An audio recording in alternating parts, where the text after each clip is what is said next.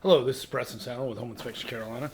Today we're in my house, upstairs, and we'll talk to you about a cracked window. This, much to my chagrin, I noticed this today, and this was not here 2 days ago. I have a cracked window. These are the dual pane windows. In other words, they have two pieces of glass. There's an inner and an outer, and there's actually argon gas in the middle of it to provide some R value. This just happened. This was not here 2 days ago. So I'm looking at a cracked window, which is now broken to seal. It's raining right here in Charlotte, North Carolina today. But before this, it's been like 98, 100 degrees every single day for about 4 weeks. It's in August.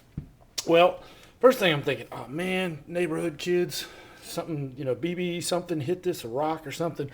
But, or is it a stress fracture? What caused this window to crack and break the seal? Make sure we're not locked here. Alright. But then I notice screen is not tampered with. It has a screen. There's no hole in the screen. There's no dent. There's no anything. So nothing, and it's the outside glass that's broken. And I don't know if you can see that, but it is, even though it's raining, there's moisture inside there now from that crack that can't be wiped away. Alright. So puncture's out. No rock, BB, anything like that, because the screen's been uncompromised. So nothing got to it from the outside.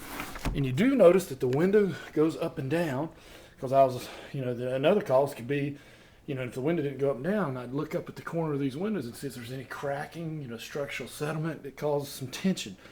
So glass breaks, cracks, if there's some sort of puncture, external damage, or some sort of tension. So it led me to believe what caused this window to crack, because this is going to cost me about $100, and I want to know what caused this. We all want to blame somebody. But I did a little research, and here's the deal.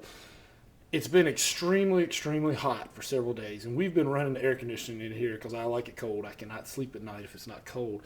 And extreme cold will not crack glass. Extreme heat will not crack glass, but a variation will. And if you've got cold on one side and really warm on the other side, it's going to everything wants to constrict if it's cold and expand if it's warm, glass included, even though it's very little. That's going to create a problem. And then especially it's accelerated if there was a slight crack or something like that to begin with. Think about your windshield. You get a little crack in your windshield. If you notice when it gets really, really hot outside and then you're running the air conditioning inside, that crack starts to grow because you got a temperature variation there that's creating contraction and expansion, and that crack's already there, so that stress is being pulled and it'll grow it.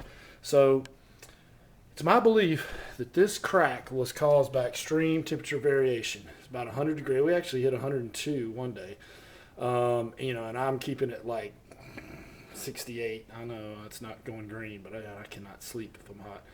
But and then if there was already maybe a little crack or something from the manufacturer, any little thing that created a little stress, that just accelerated it. So glass can crack from extreme temperature variation. But usually, a lot of times there's a little crack or something to maybe have started it, because if all glass cracked with extreme, they would have all cracked. My hypothesis is there was maybe a little stress on this to begin with, but then that temperature variation accelerated. This is Preston Sandlin with Home Inspection Carolina. Thank you very much.